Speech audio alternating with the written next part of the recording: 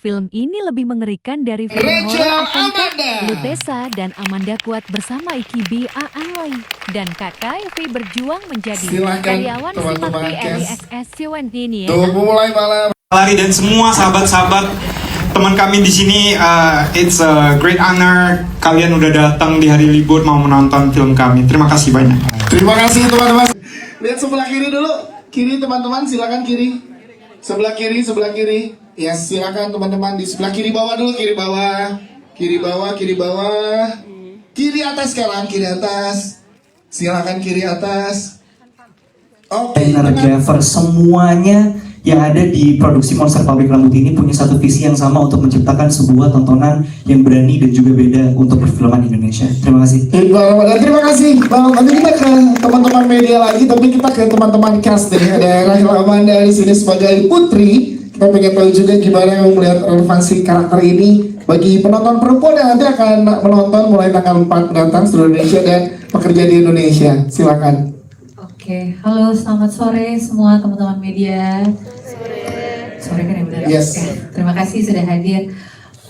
Relevansinya mungkin kalau dari saya yang paling saya rasakan sebenarnya karena satu saya perempuan, kedua kebetulan saya juga sama-sama anak pertama, jadi ya kurang lebih saya juga paham gimana rasanya jadi putri gitu yang dan mungkin teman-teman di sini juga paham rasanya sebagai anak pertama yang ya sebenarnya nggak mau kerja di suatu tempat dan apalagi sudah menghindari tempat tersebut atau mendengar sesuatu yang kayaknya nggak nyaman di tempat kerjanya tapi tidak ada pilihan karena harus menanggung keluarga dan sebagainya. Nah itu tuh kayaknya jadi salah satu hal yang bisa dirasakan teman-teman perempuan juga.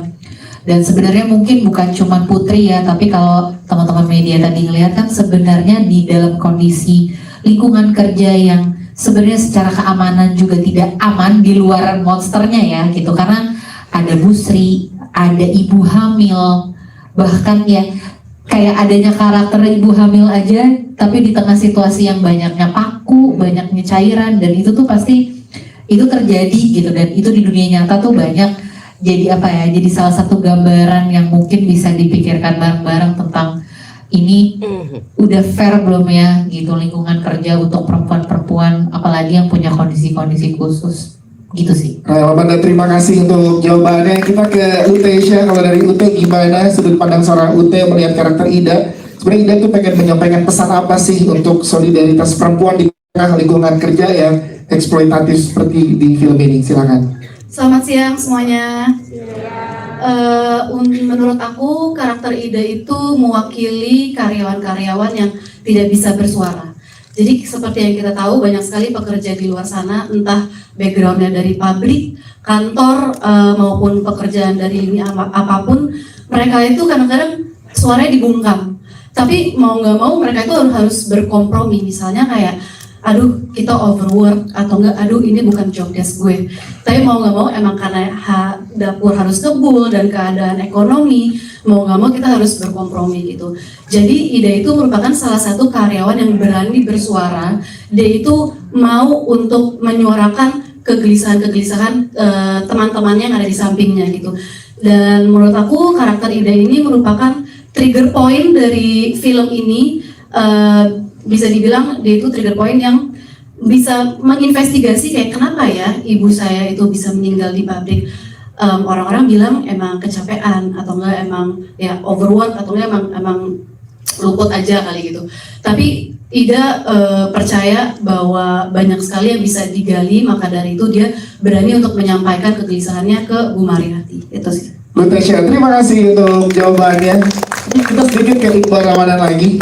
Tadi udah menjelaskan gimana keseruannya pada saat syuting, practical effect dan lain-lain. Tapi menariknya di sini selain tanggung jawab sebagai Bona sangat luar biasa berat dari Palari, itu juga sebagai IP di sini. Nah, ini gimana ada obrolan apa bersama dengan teman-teman dari Palari sehingga kepercayaan ini dan tanggung jawab besar loh Mbak di film ini. Silakan Bang. Terima kasih Dias. Mungkin untuk teman-teman yang juga sudah tahu, ini adalah kali kedua saya berkolaborasi dengan Palari Films sebagai production house. Sebelumnya di tahun 2021 pada film Ali dan Ratu-Ratu Queens yang tayang di digital streaming platform. Lalu akhirnya di kolaborasi kedua ini saya juga diberikan kesempatan, tanggung jawab serta amanah untuk bisa menjadi eksekutif produser di sini. Dari awal saya ditawarkan posisi tersebut, selain menjadi aktor di depan layar gitu ya, tapi juga orang yang terlibat di belakangnya. Saya jujur excited sekali sih. Saya selalu berpikir bahwa penonton Indonesia, sesuai dengan data yang tadi Kak Edi juga sudah sampaikan, bahwa penonton film Indonesia itu juga selalu haus dan lapar serta penasaran sama film-film dari Indonesia yang pastinya nggak itu-itu aja gitu.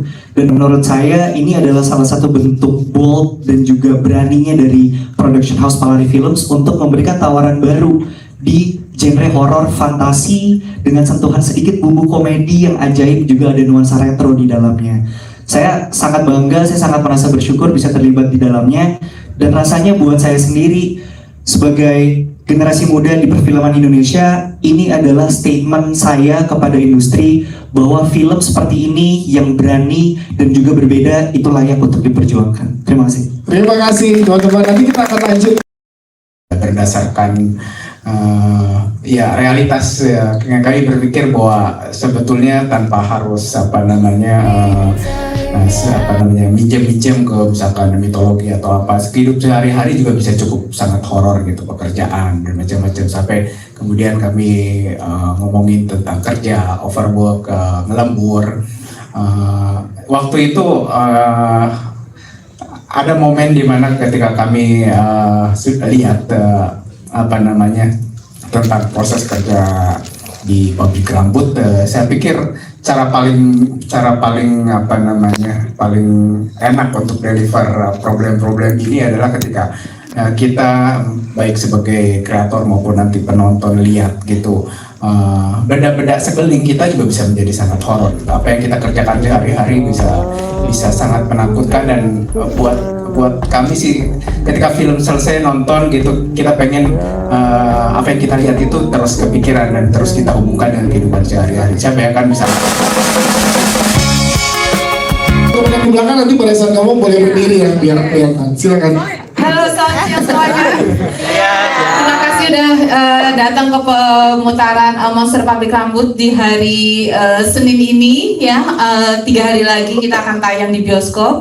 Nah, kalau mau cerita sendiri sedikit tentang Berlinale ya, yang di bulan Februari lalu. Jadi Palari Films itu juga selalu berusaha memikirkan gimana sih caranya film Indonesia yang bisa tayang dan masuk ke dalam festival film internasional. Itu salah satu yang kita pikirkan dari awal.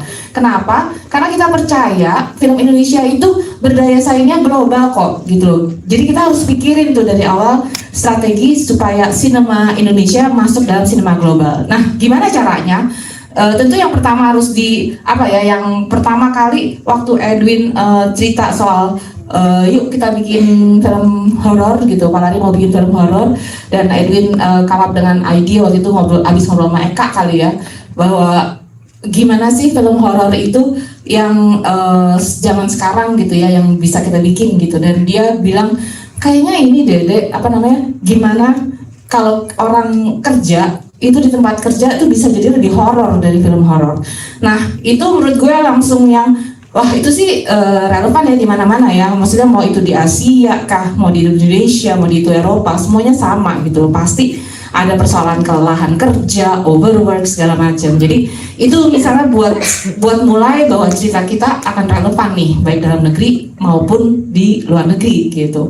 Nah kemudian gimana sih cara kita bikin film supaya supaya berdaya saing gitu, yang kompetitif artinya dengan Silakan, boleh ada di mana? Nanti sebelah sini dulu ya, sebelah sini boleh dibantu. Ada di atas sebentar mikrofonnya. Ya, silakan boleh berdiri, sebutkan nama, media dan pertanyaannya. Halo, saya Kiki dari Republika. Filmnya menyenangkan sekali meskipun saya takjub lihat Iqbal jadi periang ya. Sebagai ibu aku takut. Oke, silakan. Pertama mau tanya ke Mas Edwin, Mas, monster di film ini yang dihidupkan lewat sosok Ibu Mariati ya. Ini referensinya dari mana sih Mas gitu? Terus kalau untuk produser, apakah tadi kan sudah banyak ceritakan soal collab-collabnya, apakah setelah ini akan juga tayang di negara lain dan di mana saja? Terima kasih. Oke, siap. Terima kasih dari Republika Mas Edwin. Silakan Mas Edwin. Iya, selamat siang. Monster ya, Monster ini sebenarnya nggak cuma di Ibu Mariatinya aja, tapi sebagai satu kesatuan baik yang ada di pabrik, ya termasuk Mariati, lalu Monsternya sendiri, dan juga para pekerja-pekerjanya. Bagaimana sistem kerja yang memang tidak manusiawi ini saling didukung oleh satu sama lain, baik yang mengeksploitasi maupun yang dieksploitasi. Yang mengeksploitasi jelas ya gitu, untuk keuntungannya entah apapun itu alasannya, bisa keuntungan material maupun pribadi itu yang memang macam-macam alasannya. Tapi yang dieksploitasi pun juga punya andil besar gitu, bagaimana mereka mengamini gitu ya, menormalisasi gitu kondisi kerja yang kita tahu sendiri. Kayak misalnya kita tahu kita udah pulang gitu, masih aja ada gitu telepon atau email yang harus kita kerjakan karena atasan kita minta segera segala macam, lembur-lembur yang juga manusiawi, tapi kita yakin aja gitu ya. Itu bagian dari yang menurut saya adalah satu bentuk monster yang perlu kita kritisi di sini gitu. Dan kemudian ya dalam bentuk filmnya tentunya kita bikin lebih menyenangkan seperti kata Anda tadi gitu ya, bahwa ini sebuah film yang harusnya juga punya potensi menghibur juga gitu ya. Maka ya bentuknya seperti itu yang ada di situ. Tapi awalnya itu memang semuanya membicarakan tentang sistem kapitalis yang memang Fantastic International Film Festival itu di Montreal, salah satu film festival yang bergengsi untuk genre, dan kita dikompetisi di Chappelle. Dan sebenarnya ada 3 festival lainnya yang udah inline, udah ngantri ya untuk tayang, tapi kayaknya saya belum bisa reveal, tapi tunggu aja segera kita umumkan di Paralel. Yes, terima kasih. Jadi itu dia highlightnya, film kita udah sejajar dengan film internasional. Terima kasih. Ada lagi tapi dari teman-teman media, dia pasti dulu ya. Silakan, guys. Hal sama efek praktikal itu dipadukan, diramu dengan CGI atau mungkin dengan efek visual itu untuk Mas Edwin sama Mas Eka. Lalu mau nanya juga buat Iqbal, Iqbal mungkin bisa dielaborasi juga tadi kan banyak banget adegan yang Bona cuma kepalanya aja, terus juga cabut tangannya sendiri, itu gimana Iqbal? Ini kan juga horor pertamanya, itu bisa dielaborasi. Terima kasih, selamat sore. Siap, terima kasih. Ya, takutnya masih sampai sekarang masih terus sampai di atas. Mas Edwin silakan, dan Mas Eka silakan. Bagaimana kita Mas Eka? Saya mengenai bagaimana isu sosial gitu bisa juga blend in dengan genre-nya ya, ada body horror, ada fantasi di sini juga, gitu, betul sekali. Saya rasa ketika kita membicarakan isu sosial yang kontekstual, yang relevan gitu, dan kita benar-benar peduli gitu ya dengan persoalan-persoalan yang ada, khususnya di sini adalah overwork, sistem yang tidak manusiawi lagi itu dalam cara kita bekerja gitu. Itu sendiri udah menjadi sebuah modal yang besar sekali gitu untuk kemudian ditranslate ke sebuah bentuk film gitu. Ada konteks horor itu sebenarnya kita cukup terbiasa gitu dengan nonton film-film horor dari dulu sampai sekarang. Sebenarnya dari sejarah film horor pun lahir karena ketakutan-ketakutan yang muncul dari ya keseharian gitu, dari sistem gitu. Kalau kita mau lihat seperti awal-awal di film Indonesia atau film Eropa, film Amerika tahun 20-an bahkan gitu, yang pertama kali film horor itu muncul sebagai genre gitu yang dirayakan, iya bukan tentang spiritual sebenarnya, bukan tentang setan, tapi tentang misalnya bagaimana revolusi industri di tahun 20-an gitu, kemudian